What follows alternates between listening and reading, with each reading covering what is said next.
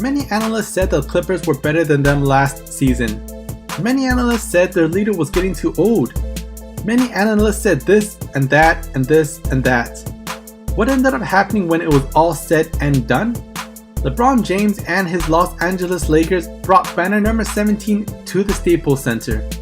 Welcome back to Hoop Reports, where today we'll discuss just how good are the 2021 Los Angeles Lakers. If you enjoy content like this, please smash the like button, subscribe to the channel, and hit that notification bell so you don't miss out on some of the best basketball content that YouTube has to offer. Fresh off the 2020 championship and with the next season just about to begin, LeBron, AD, and crew are looking to repeat. First things first, let's take a look at the players lost and the players gained. The Lakers lost Rajon Rondo, Dwight Howard, JaVale McGee, Danny Green, Avery Bradley, J.R. Smith, and Dion Waiters. That's a huge chunk of the Lakers, and before I move on, regardless of how many minutes each of these players contributed over the regular season and playoffs, let's give them a round of applause for sticking together, fighting to the end, and helping to capture that Larry O'Brien trophy. Next off, let's take a look at what the Lakers acquired in the offseason. Reigning 6th man of the year Montrezl Harrell, a 6th man candidate last season Dennis Schroeder, although a bit older now, a previous Defensive Player of the Year Marc Gasol, 3-and-D guard Wesley Matthews, and Alfonzo McKinnie. With LeBron James and Anthony Davis leading the way and some of the old squad members intact, in addition to the newly acquired players, the Lakers are looking to be even more formidable than last season. A big question last year for the Lakers was who was going to be that third scoring option, and while many believed that Kyle Kuzma was going to develop into that third star, sadly he didn't, but I wouldn't count him out just yet. Kyle Kuzma is a competitive dog and felt like people slandered his name last season for his performances on the court. This year, I'm sure he's looking to rebound and add some respect back to his name. This offseason, he trained hard and with great players such as Draymond Green, so I'm sure he'll be better.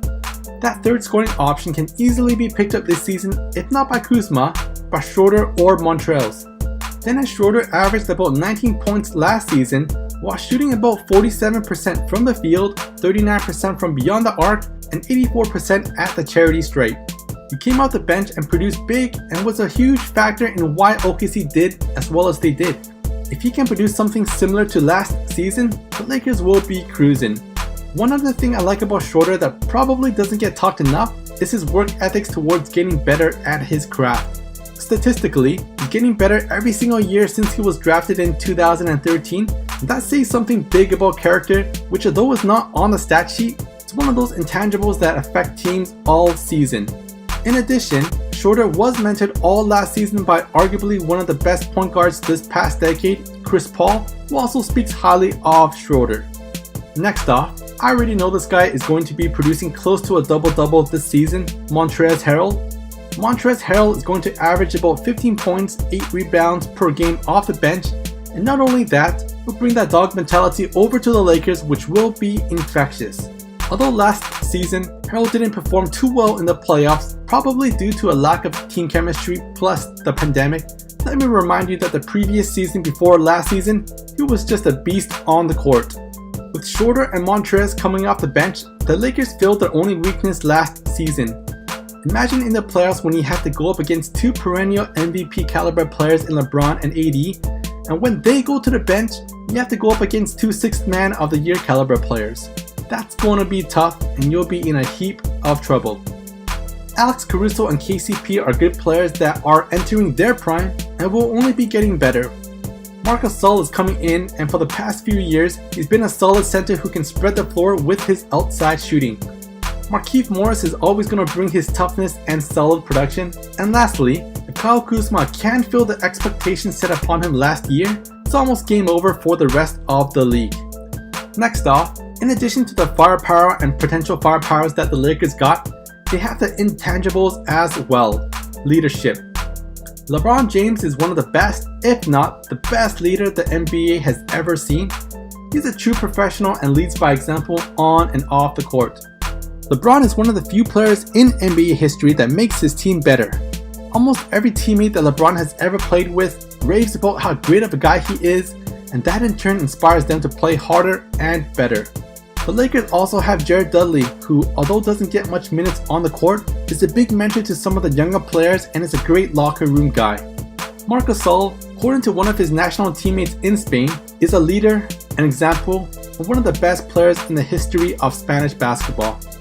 The only crack in the Lakers' armors is the fact that it's almost a new team. They lost about half of the team in the offseason and acquired a new half, and anytime a new team gets together, they're going to have to go through some rough patches as they learn each other's strengths and weaknesses. Luckily though, because of the leadership they have, that won't be as big of an issue. With everything being said, if healthy, which teams in the league can compete with the Lakers? Let's first take a look at the West. The Golden State Warriors are back, but sadly, they lost Klay Thompson. The Warriors are most likely going to make the playoffs and perhaps will even get past the first round, but without their all-star and all-NBA caliber player in Klay, I don't see them being able to get past LeBron James and Anthony Davis. The Clippers?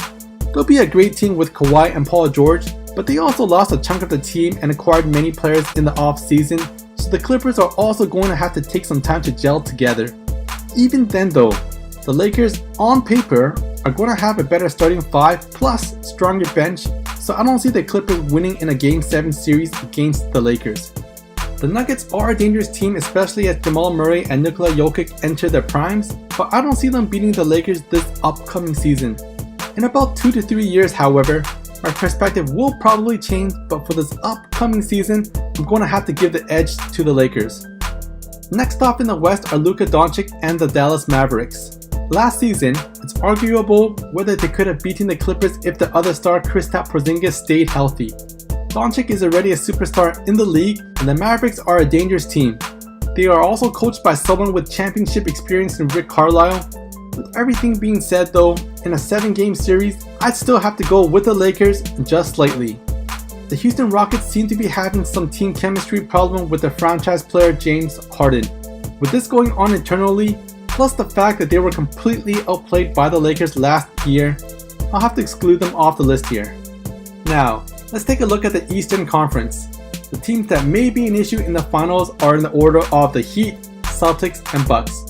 I'm leaving KD and the Nets off mainly because the star player Kevin Durant is coming off an Achilles injury, and also partly because they haven't really played together. The Bucks have the most dominant regular season player in Giannis Antetokounmpo, but unless he develops a more reliable outside shot plus the ability to create his own shot, opposing teams are going to figure out how to hamper his production in the playoffs just like last year.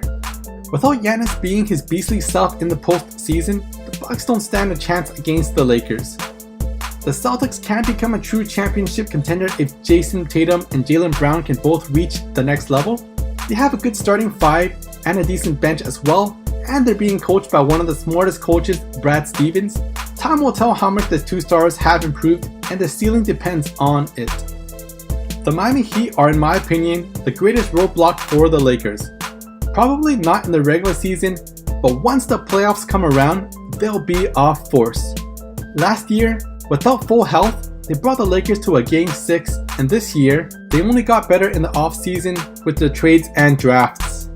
The Heat play better team basketball than any other team in the league currently and have a real high team chemistry. If the Lakers meet the Heat in the finals again, it'll be pretty close, almost a coin flip.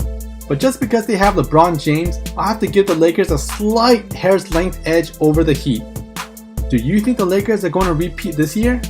If not, which team do you think will win it all? Let us know in the comments down below, and also don't forget to smash the like button, subscribe to the channel, and hit that notification bell so you don't miss out on some of the best basketball content that YouTube has to offer.